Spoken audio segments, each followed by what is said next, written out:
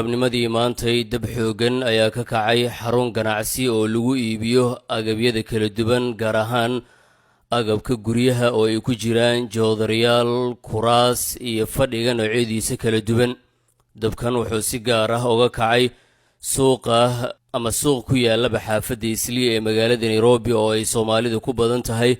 dabkan ayaa lagu soo waramayaa in ilaa iyo hadda aan loogeyn waxa sababay, hase ahaatee hanti aad u tiro badan uu gebi ahaanba burburiyey. qaar ka mid ah dadkii goobjooga u ahaa markii uu dabkaasi kacayay ayaa warbaahinta u waramay. maasha Allah, Soomaalina khayr Allah siiyo, way soo gurmatay. waxa weeyaan dabdamiskii wadadii baan u furnay, si fiican baa hadda loo damiyey. dawladda iyadana maasha Allah aad ugu mahadsan tahay maartay adeegyada maartay ee noo fidisay. waxa weeyaan meel walba maartay baabuurtii dabdamiska loo keenay, walow jaab dhacay oo kalees aad markii dambe baabuurtii aan ku kala furnay. markii dambe ay soo gashay, markii dambe la damiyey alaabtii qaybo badan laga saaray meeshii. waxa weeyaan laakiin khasaaraha meesha ka dhashay waa khasaaro aan yarayn oo hanti iyo wax walbaba leh oo rashaan waxa weeyaan khasaaraha ka yimaaday ilaa 50 milyan almost dhaafay oo ka badan tahay lama qiyaasi karo. hadda khasaaraha soo gaaray Soomaali waa khasaaro aan yarayn. marka wax walbaba ha ahaato, ilaahay baa mahadsan iska ilaa lillahi wa inna ilaihi raaji'uun. dadkii oo dhamaan maya khasaare aan hadda aragno ma jiro, wax soo bixi doona ma sheegi karno. laakiin waxa weeyaan dadka dhibaatada gaadhay ilaahay ha uga boqo dhalan leeyahay, ilaahayna badal khayr qaba allaha maartay uga dhigo. waa dad si ku dhacay kirisa, waxa weeyaan sida maartay la filayo. waxaa marka ilaahay waxaan ka rajaynaynaa inuu maartay ilaahay nooga bogadhayo.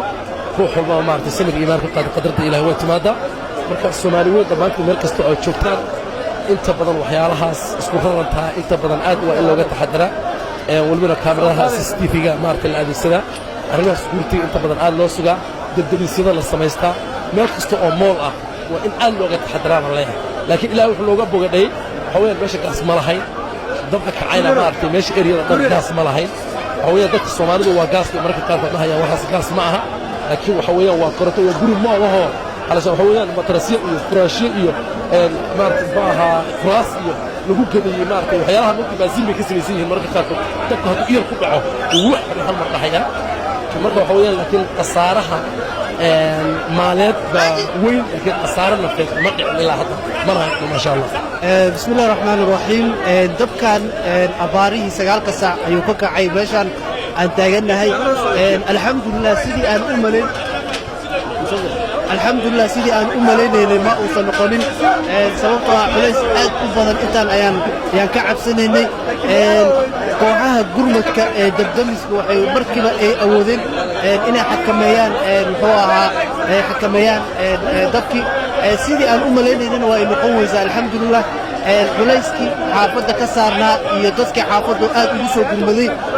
hadda wax weyn oo meesha maaragtay khasaarihii laga cabsanayay runtii kama dhicin, inkastoo uu khasaaro jiro oo sidaa arkaysaan ay alaabta ay bannaanka daadsan tahay, ay daadsan yihiin alaabihii oo idin. dhibaatada ugu weyna runtii waxa ay ka kacday hadda lama garan karo, laakiin waxaan rajaynaynaa sida ay ugu soo gurmadeen kooxaha gurmadka ah culayska inuu yaraan doono. waxaa kaloo oo runtii bulshada Soomaaliyeed xaafadda dhammaantood ay u soo gurmadeen. khasaarihii laga cabsi qabayna runtii waa u koobmay. hadda khasaaro weyn oo hadda la sheegi karo. guryaha gubtay ilaa iyo 4 dukaan lagu sheegay waxa ay ku yaalaan garashkii hore ee KBS ee xaafadda Islii magaalada Nairobi, waxaana uu garabka ku hayaa dhismaha Islii Mall. waa wadada General Wairungi oo sidaas aan sidoo kale uga fogeyn wadada Toolafka ama wadada 12aad. si kale haddii aan u dhigo, halka dabkaasi uu ka kacay waa halka ay ka baxaan qaar ka mid ah basaska u kala goosho Nairobi iyo sidoo kale Garissa.